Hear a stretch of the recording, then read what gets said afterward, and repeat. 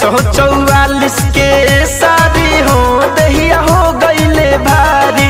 444 के साड़ी हो दहिया हो गईले भारी।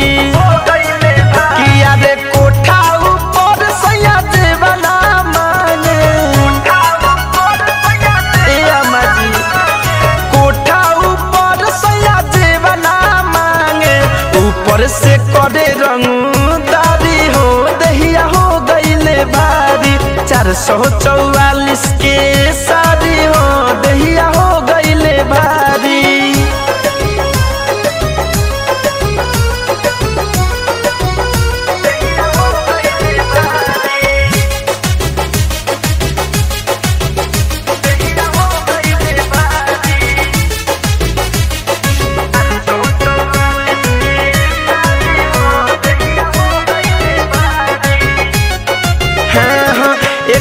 में हमारे भारी जो बनावा ऊपर से 10 थान बरुए गहनावा। एक में हमारे भारी जो बनावा ऊपर से 10 थान बरुए गहनावा। आनंद 200 बनल बारी हो दहिया हो गईले भारी। 444 के साड़ी हो दहिया हो गईले भारी। 444 के साड़ी हो दहिया हो गईले भारी।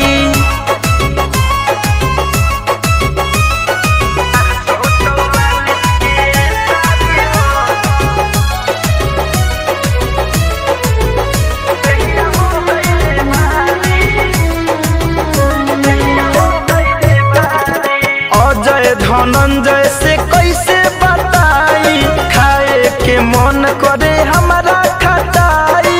ए अम्मा जी सुनतनी अजय धनंजय से कैसे बताई खाए के मन करे हमारा खटाई। मन मोही धरसया काबारी हो दहिया हो गईले भारी। 444 के साड़ी हो दहिया हो गईले भारी। 444 के साड़ी